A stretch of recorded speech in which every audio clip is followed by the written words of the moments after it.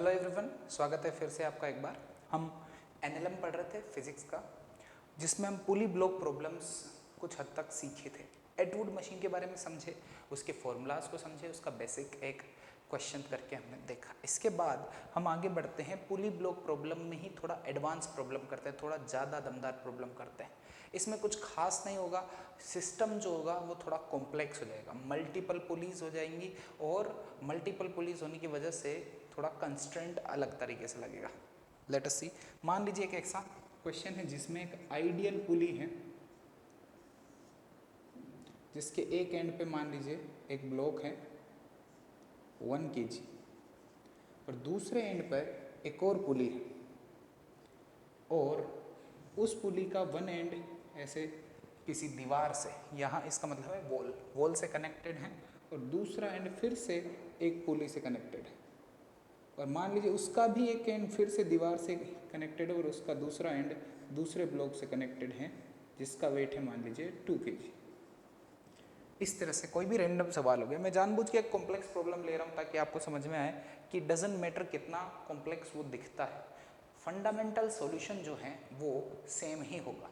पर ध्यान दें, ये अब सिंपल एटवुड मशीन नहीं है, तो इसमें आपका डायरेक्ट फॉर्मूला नहीं लगेगा, तो इसमें हमें पूरा प्रोसेस करना पड़ेगा, पूरे सॉल्यूशंस करने पड़ेंगे। किसी भी सवाल को सॉल्व करने का बेसिक फंडामेंटल तरीका है कि आप उसका इंडिविजुअल ब्लॉक्स जो हैं उन दोनों का फ्री बॉडी डायग्राम बनाएं और उसको फर्दर सॉल्व करें। ध्यान दीजिएगा, एक इक्वेशन आपको कम पड़ेगी, वो आएगी string constraint. So let us, मान लीजिए इस सवाल में मान लीजिए दिया गया है कि कहीं पर भी टेंशन, या फिर चलिए मान लीजिए 1 kg ब्लॉक का या फिर 2 kg ब्लॉक का एक्सेलरेशन, 2 kg ब्लॉक नीचे जा रहा है, इसका एक्सेलरेशन ए क्या है। क्वेश्चन है what is the acceleration of 2 kg block in the given problem. Okay, और क्वेश्चन को सोल्व करने के लिए हमें इसके फ्री बॉडी डायग्राम बनाने हैं और इंडिविजुअल ब्लॉक को सोल्व करना है। ध्यान दें, स्ट्रिंग कंस्टेंट यूज में आएगा, वो मैं पहले ही बता देता हूँ कि लीजिए मैं यहाँ पर स्ट्रिंग कंस्टेंट लगाऊंगा, तो उसके लिए मैंने मान लीजिए यहाँ स्पेस छोड़ दी। अब इंडिविजुअल ब्लॉक 1 kg और 2 kg को दोनों को मैं ड्रॉ कर लेता हूँ। 1 kg का मैंने फ्री बॉडी डायग्राम यहाँ बना दिया। अगर कोई ऑब्जेक्ट 1 kg का है तो इस पर जो वेट लगेगा इसका अर्थ का अट्रैक्शन की वजह से वो रहेगा 10 न्यूटन। और जैसे 2 kg और इसके टेंशन की बात आती है, तो अगर मैं नीचे से यहाँ से टेंशन मानूंगा तो बड़ा आसान हो जाएगा, टी टी तो यहाँ हो जाएगा 2t, तो यहाँ हो जाएगा 2t। ध्यान दें, एक पूरी रस्सी में टेंशन थ्रू आउट सेम होता है, मासलेस स्ट्रिंग में, एक मासलेस स्ट्रिंग में थ्रू आउट टेंशन सेम होता है टी टी। अगर यहाँ 2t है तो इस पूरी रस्सी में 2t होगा ना। ये 2t है तो पुली मासलेस है, कल ही हमने देखा, पहले भी हमने सीख रखा था कि मासलेस ऑब्जेक्ट पे नेट फोर्स 0 होता है। तो यहाँ 2t यहाँ 2t, तो इस पे नीचे की तरफ 2t 4t लगेंगे, तो इस पे ऊपर की तरफ 4t ऐसा हो जाएगा और यहाँ हो जाएगा 4t। तो मैं यहाँ पर 4t बना लेता हूँ। As well as 2 kg block का अगर मैं फ्री बॉडी डायग्राम बनाऊंगा तो मेरा ऐसा कुछ बनेगा। 2 kg ब्लॉक ऐसा है, 2 kg, वेट हो जाएगा इसका 20 न्यूटन और ऊपर की तरफ टेंशन हो जाएगा T। अगर total force equals to ma से मैं इसकी इक्वेशंस लिख दूं, sigma F equals to ma। ध्यान दें, इसका एक्सेलेरेशन 2 kg ब्लॉक का एक्सेलेरेशन तो इन्होंने अज्यूम किया है कि ये a होगा, तो अब मुझे इसका एक्सेलेरेशन अज्यूम करना पड़ेगा कुछ। तो ऑब्वियसली अगर ये नीचे जाएगा तो ये ब्लॉक ऊपर जाएगा, और ऊपर कितना ऊपर जाएगा, मान लीजिए ये a1 इसका एक्सेलेरेशन, हमें पता नहीं कितना है बट हमने अज्यूम कर लिया a1।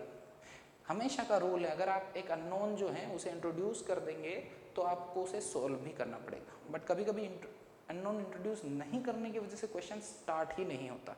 सो हमें यहाँ पर एक a1 इंट्रोड्यूस करना पड़ेगा, क्योंकि total force equals to ma हम लिखने वाले हैं इस ऑब्जेक्ट पे।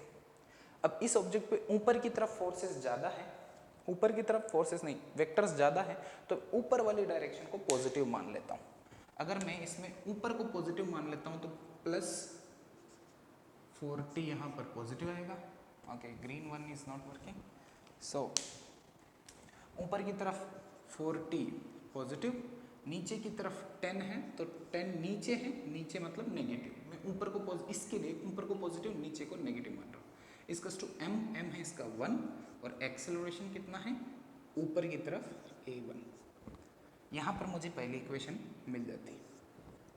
ओके और अब मैं अगर इसके लिए इक्वेशन लगाऊं तो अब मैं देख रहा हूँ इसमें ज़्यादा वेक्टर नीचे की तरफ है, तो आसान ये रहता है कि हम नीचे को पॉजिटिव मान लें। जिसमें जिधर ज़्यादा वेक्टर हैं उस डायरेक्शन को पॉजिटिव मान सकते हैं, इससे कोई फर्क नहीं पड़ेगा, आपका सॉल्यूशन एकदम स्टैंडर्डाइज्ड रहेगा। सो इसमें मैं नीचे को पॉजिटिव मान लेता हूँ। तो अगर मैं नीचे को पॉजिटिव मान लेता हूँ तो +20 नीचे, क्योंकि नीचे पॉजिटिव, ऊपर है t तो -t और मास है 2 और एक्सेलरेशन है इसका a। Equation number 2।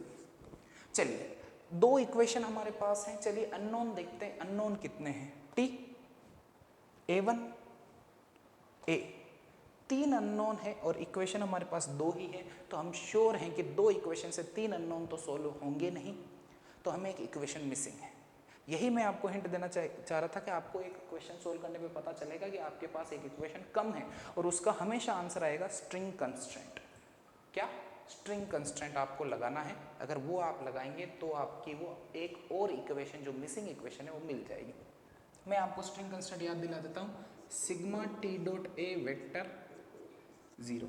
ये हमने पहले देखा हुआ है, अभी कुछ दिनों पहले हमने स्ट्रिंग कंस्टेंट देखा था जिसमें T dot A, T dot V, T dot S 0 था, तो मैं टी डॉट ए वाला यहाँ लगा रहा हूँ क्योंकि मेरा एक्सेलरेशन का फंडा है इस बार। ठीक है, तो कि हर ऑब्जेक्ट पे, तो इस ऑब्जेक्ट पे देखिए, इस ऑब्जेक्ट पे 4t ऊपर a1 ऊपर, तो ऊपर ऊपर दोनों सेम डायरेक्शन में डॉट प्रोडक्ट पॉजिटिव आएगा, तो 4t a1। इस पे देखिए t ऊपर और a नीचे, t ऊपर और a नीचे, तो डॉट प्रोडक्ट क्या आएगा? टी ए माइनस का आएगा, इसको टू 0। ओके फिर से बता देता हूँ, 4t भी ऊपर a भी ऊपर, तो मल्टीप्लाई होकर पॉजिटिव बनेगा। ये ऊपर है, t ऊपर है और a नीचे है, तो मल्टीप्लाई होकर नेगेटिव बनेगा। t a का मल्टीप्लिकेशन होता है vector dot product. Same direction वाले ऑब्जेक्ट्स, सेम डायरेक्शन वाले वेक्टर्स का डॉट प्रोडक्ट पॉजिटिव और अपोजिट डायरेक्शन वाले वेक्टर्स का डॉट प्रोडक्ट नेगेटिव आता है। तो इसको फर्दर अगर आप सोल्व करेंगे, यहाँ t और ये t को कॉमन लेके 0 से काटेंगे, तो आपके पास एक इक्वेशन आ जाएगी a बराबर 4a1। इसको मैं 0th इक्वेशन बोल देता हूँ। नाउ अब देखिए, अब मेरे पास 3 इक्वेशन और 3 अननोन है। अब मैं इसको फर्दर आसानी से मैथमेटिक्स से सोल्व कर सकता हूँ। मतलब अगर मेरे स्तर पर बोला जाए तो सवाल क्वेश्चन जो है सोल्व हो चुका है। अब हमें बस मैथ करना है और इनको एक दूसरे में मैनिपुलेट करके इक्वेशन बनानी है और अपने को आंसर मिल जाएगा। ध्यान दें, हमारे को a चाहिए तो हमें a1 को गायब करना है। तो मैं ऐसा करता हूँ, a1 को इसमें सब्स्टिट्यूट कर देता हूँ। यहाँ से यहाँ अगर मैं a1 डाल दूँ तो मेरी जो इक्वेशन बनेगी वो ऐसी बन जाएगी, 4t minus 10 equals to 1a/4। Equation number मान लीजिए मैं इसे 1 डैश बोल देता हूँ। ठीक है, अब ये दो इक्वेशन सोल्व करनी रही मुझे। इन दोनों को सोल्व करने के लिए मेरे पास थोड़ा सा मैथ करने बाकी है। मैं ऐसा करता हूँ, इक्वेशन नंबर 2 को 4 से मल्टीप्लाई कर देता हूँ। 2 को मैं अगर 4 से मल्टीप्लाई कर दूँ तो मेरी इक्वेशन बन जाएगी 8t माइनस 4t 8a। देखिए, क्वेश्चन सोल्व करना, इक्वेशन सोल्व करना एक मैथमेटिकल प्रोसेस है। आप कैसे भी सोल्व कर सकते हैं, ज़रूरी नहीं कि आप यही मेथड यूज़ करें, बट मैं ये मेथड यूज़ करता हूँ क्योंकि मुझे लगता है कि ये मेथड फास्ट है, इससे आंसर जल्दी आएगा। अब क्या, अब मैं इन दोनों को 1 डैश और 2 डैश को ऐड कर लेता हूँ। अगर मैं 1 डैश और 2 डैश को adding equation 1 dash and 2 dash, इन दोनों को अगर मैं ऐड करूँगा तो 40 से 40 कट जाएगा, 80 माइनस 10 70, a/4 8 है, तो a/4 प्लस 8a, एलसीएम ले लूँगा यहाँ पे, तो 70 इक्वल्स टू a 33/4, तो a एक्सेलरेशन मेरा आ गया 70 280 डिवाइडेड बाई 33 मीटर पर सेकंड स्क्वायर। और कैसा आया है? पॉजिटिव। पॉजिटिव आने का मतलब है कि हमें ने इसे जिस डायरेक्शन में माना था ये उसी डायरेक्शन में जा रहा है, तो इतना पॉजिटिव का मतलब हुआ equal to 280 divided by 33 metre पर सेकंड स्क्वायर। हमने किधर माना था? नीचे। या फिर क्वेश्चन में किधर दिया था, नीचे, हमने नीचे ही माना और नीचे या डाउनवर्ड्स। अगर ये मैथ सोल्व करने के बाद आंसर नेगेटिव आ जाता तो उसका बस यही मतलब होता कि ए इज 280/33 मीटर पर सेकंड स्क्वायर अपवर्ड हो जाता। आंसर यही है, अभी आंसर यही है। इस तरह से हम किसी भी कॉम्प्लेक्स प्रॉब्लम को यहाँ पर सोल्व कर सकते हैं, हमें कोई प्रॉब्लम नहीं होगी। आप फंडामेंटल्स याद रखिए, मैं वापस आपको इफेक्टिव बताता हूँ। आपको एनएलएम, यहाँ पर एनएलएम 2 लगाया है, 2 बार जितने ऑब्जेक्ट हैं उतनी बार तो एनएलएम लग जाएगा। उसको करने के बाद हमें आपको मिसिंग ढूंढने पड़ेंगे, तो आपको अननोन एक ज़्यादा मिलेगा। तो आप एक कंस्ट्रेंट, इस इक्वेशन को बोलते हैं कंस्ट्रेंट। एक इक्वेशन कंस्ट्रेंट की लगाइए और इसे बोलते हैं एनएलएम 2। एक इक्वेशन कंस्टेंट की लग जाएगी, 2 ऑब्जेक्शन 2 बार एनएलएम 2 लग जाएगा। और बाकी अगर इक्वेशन मिल जाए, यहाँ पर मेरा क्वेश्चन सोल्व हो चुका है, बस मेरे को इसको मैथ करना है, इसको जोड़ना घटाना है, तो वो मैं अपना प्रोसेस खुद डिसाइड करूँगा। उसके बाद ऑटोमेटिकली डेटा फ्लो होगा और आंसर आ जाएगा। हमेशा का रूल है। Thank you very much.